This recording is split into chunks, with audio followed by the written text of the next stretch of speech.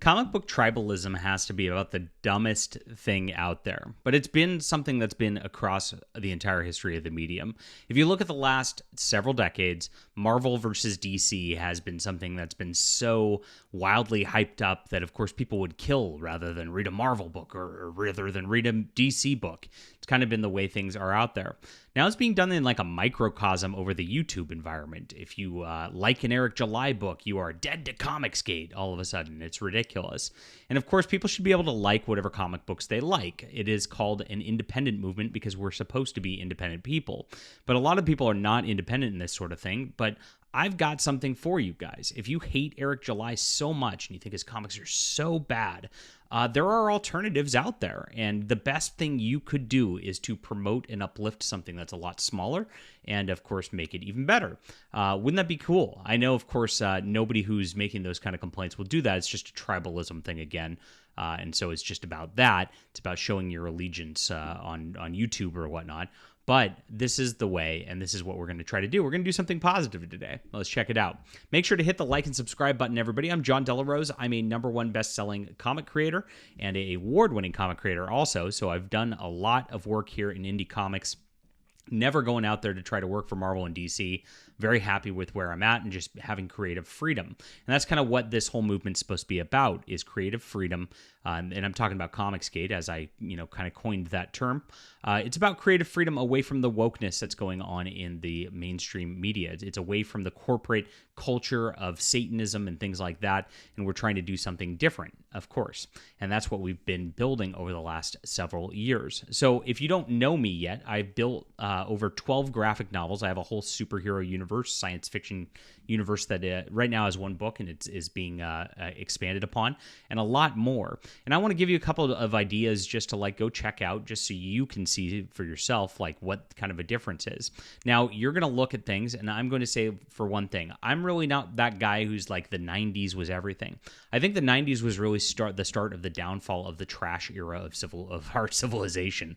Everything kind of got edgy at that point. Everything had to be subversive at that point. That was really the tipping point, which led to woke in one way for storytelling. The other thing that happened in the 90s is that, of course, a lot of just overly over the top kind of drawing style took over when it used to be a pretty nice Marvel and DC house style in the 70s and 80s, which I think are just strictly better. Now, I like to take things back even further, sometimes to the 40s and 50s and to the golden age before, of course, the Comics Code was made in EC Comics. If you see, I've got the whole collection of EC Comics right behind me. That's the kind of stuff I love, and I love Steve Ditko work. I love stuff with good morals and things like that. So I try to take things in a storytelling perspective to a different level. I actually just had somebody who was one of the I'd say the haters or detractors or whatnot, bought my book, said he was going to savage it, messaged me yesterday, said, "This is actually really good. It's kind of that cheesy 80s style, but I had a lot of fun with it and I want more." And I really appreciate it. Anybody who buys the book, whether it's to savage it intentionally or not, thank you so much. But that's the thing. Somebody who went in just actually thinking that they were going to find something they don't like, ended up loving it. And I find that more often than not, it's just an uphill battle getting people to check things out and see them in the first place. And that's cool. I love that 80s style. That is exactly what I'm going for. If you look at my writing, 70s, 80s, 50s, and 60s, that's kind of where I try to write. And so if you understand from that global perspective of our culture, and if you actually look at what I'm doing from that perspective, you'll see actually something pretty energetic and awesome that's coming out of my publication houses here. So let's check some of these out right now. The first one I tell people to check out all the time is Overmind. Now, Overmind is my second bestseller out of comics. And Overmind, it is my bestseller by just single book dollar amount, but it is my second bestseller in terms of units. And so this one is a science fiction epic, and I tried to do this in the style of some of the Euro comics, Valerian, which are, of course, in the 70s and 80s. Beautiful stuff. If you guys never saw that out there, those are some of the best comic books in the entire world. You forget Marvel and DC, Valerian and Laureline. Oh my God. Really good stuff. And so we tried to combine that with the aesthetic of 1950s, stuff from like weird science that you'd see with like cool looking rocket ships and things like that. And that was our artistic vision here. We have a very deep artistic vision. It's not just, we're not just like putting things out there.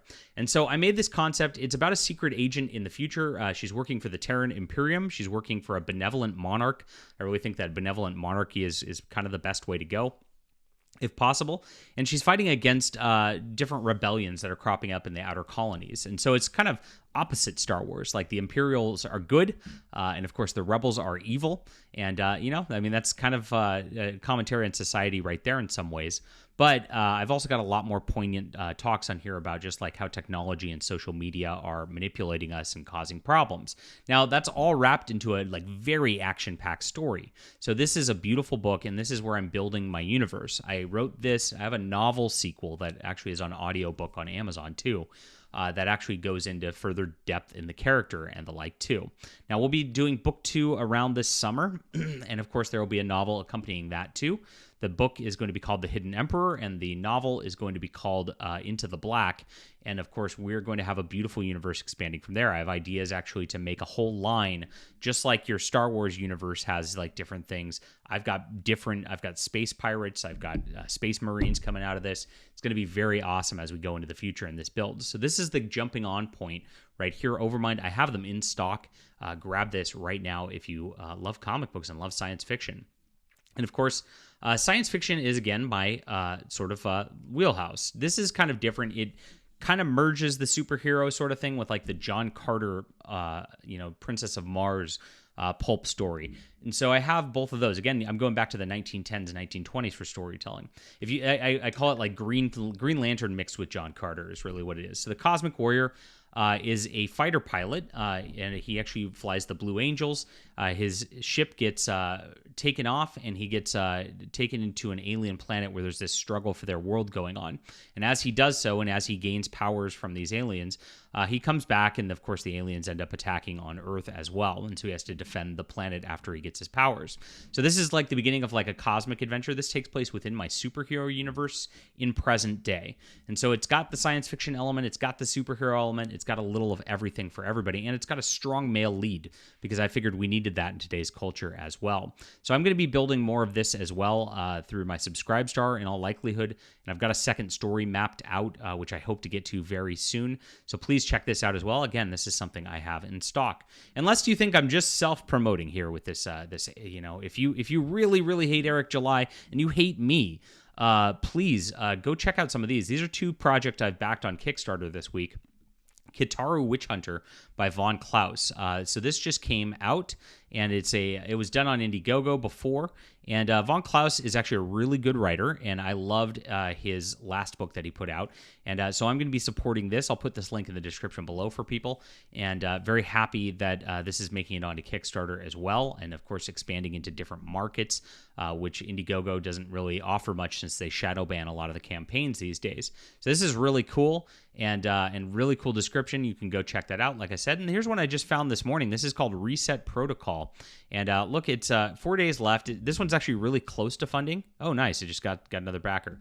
It's $80 away from funding, and I would love for this book to get funded. I don't know this person at all, but I saw this on Twitter, and the art style looks like Mobius from the Inkle.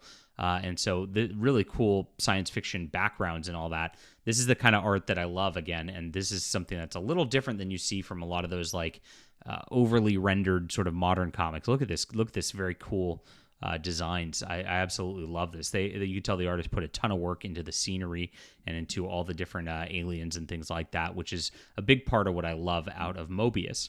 So again, these are a little bit, I'd say, I don't want to be too elitist about this, but let's call it a little more cerebral of comics, a little smarter comics than you might be used to seeing from the independent sphere, and that's why I like to support these kind of things. Like I said, I don't even know this person. I just backed this today, and I'd love to get this funded for him.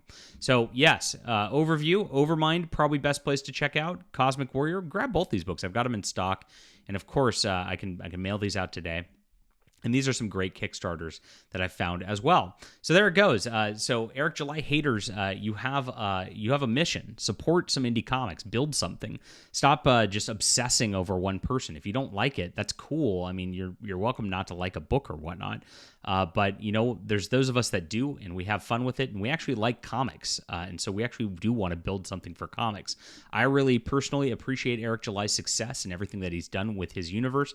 I love that he's working with my good friend Chuck Dixon, who is one of the best comic writers of all time. I've learned a lot from him over the last few years. The man is an absolute legend. And of course, Yaira looked fantastic as well. I am backing that too. So there's nothing wrong with that, I think. But geez, I mean, you get so much flack these days just for liking comic books. It's absolutely crazy. Okay, leave a comment down below with what you think about this. Hit that like and subscribe button. Support indie comics. Really appreciate you guys being there. See you soon.